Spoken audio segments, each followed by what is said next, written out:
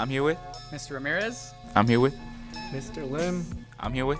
Ms. Rodriguez. Mr. Ramirez, what subject do you teach? I teach AP US History and US Race and Gender this school year.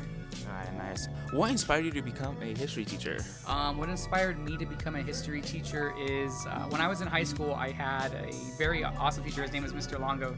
Shout out Longo. He, my world history teacher for honors, and he honestly was just like really caring. He connected with me on a personal level, and he just poured into all of his students, and it made it really enjoyable. And then the second thing that really got me into it is I wanted to actually be a computer scientist, and I took an AP Comp Sci class, and I just remember failing it in my senior year. And so I was like, I got to figure out something. And so I was like, what else do I like? What else am I good at? History was that number one thing, and so that's kind of what got me into teaching. Wow, that is really cool. And can you share a bit about your background and career path? Yes, so I went to UC Irvine after graduating from high school, and I majored in psychology. I also majored in English. Then I went to UC Irvine again for my master's in teaching and my teaching credential. Can you tell us about your career path and educational background? Okay, so I did take my sweet time deciding to finally become a teacher. I started going to school, then I stopped so I could work, and then I kind of did like a little tour of the IE college campuses, and finally settled on University of Phoenix, and was able to get my bachelor's of psychology there. And eventually I'm going back to school right now for ethnic studies, and eventually I want to transition into being a psychologist. Oh, wow. Can you share a bit about your educational background? Yeah, oh, for sure.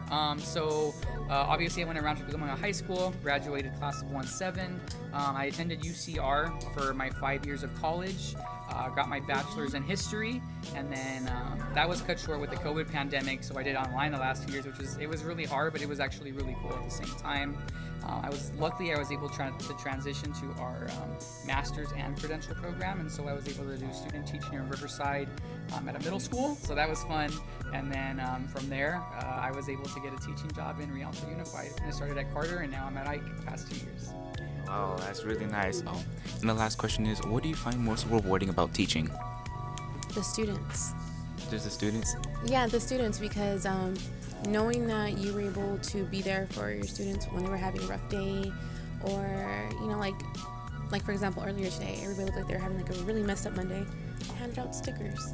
It's a little small thing, but just knowing that they have someone on campus that they can count on, and then they come back and visit, like that, to me, that's the best reward.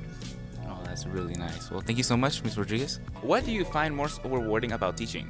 Oh man, the most rewarding thing about teaching, it's a very hard profession. Let me start off by saying that. But the most rewarding thing, the thing that brings me the most joy, is being able to connect with my students.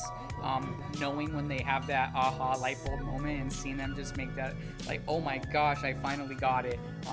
Being able to see that, and just seeing that smile on their face when they walk in that room, in this room, it's a great feeling as a teacher.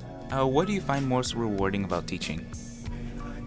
I think if I weren't a teacher, I wouldn't work with young people or interact with young people much, but being a high school teacher allows me to work with young people, so I get to work with them and perhaps make a difference in some of their lives.